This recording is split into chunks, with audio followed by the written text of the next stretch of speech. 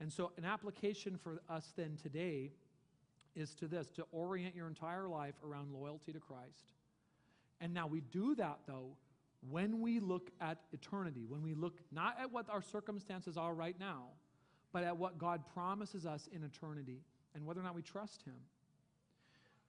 But what that should call us to do is orient all of our lives today around Him.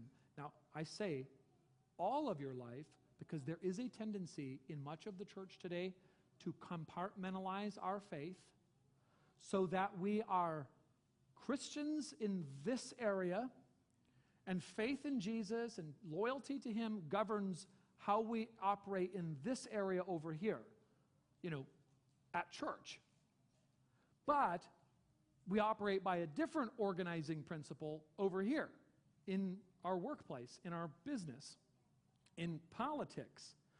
One of the reasons, among many, that people hated and still hate Charlie Kirk is because he did not have a compartmentalized worldview.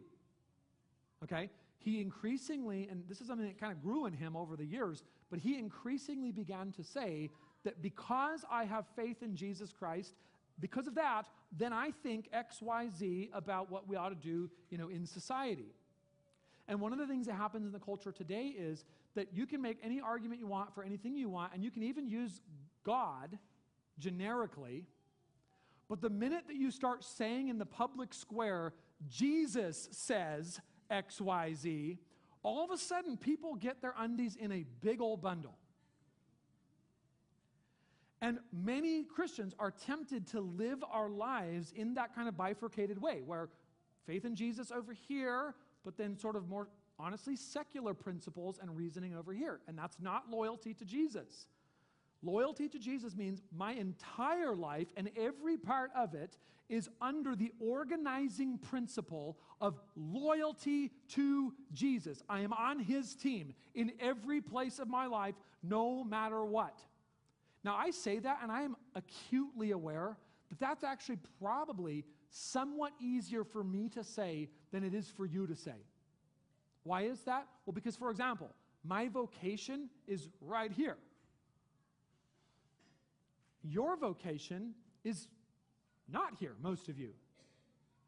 But you and I are both called to live every area of our life under the sovereign lordship of Jesus Christ and with loyalty to Him. And the problem that's going to happen is you're going to think, well, sometimes that's going to cost me. Yes. Yes, it is.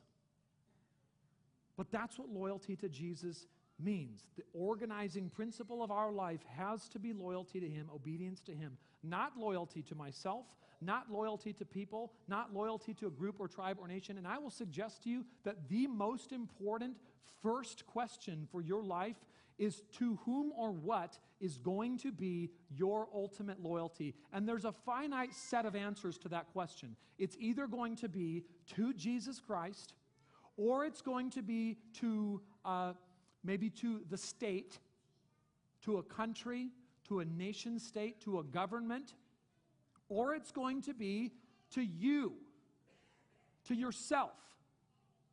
And that's it.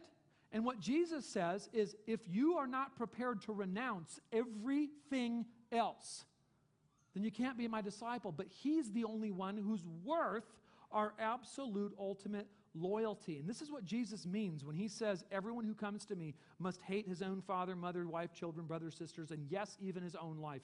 He's not talking about a sense of personal animosity. The biblical language and love and hate, when they are contrasted like that, does not refer to animosity. It refers to loyalty. It refers to choice.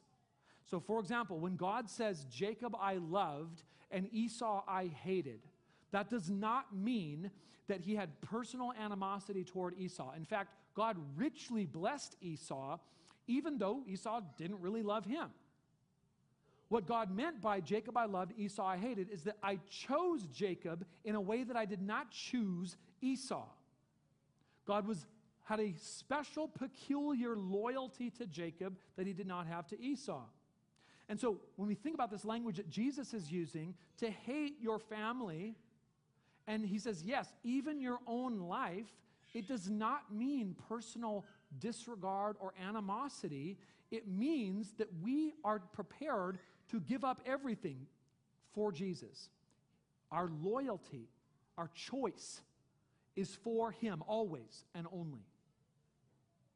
And Jesus says that this is the only way to truly find your life.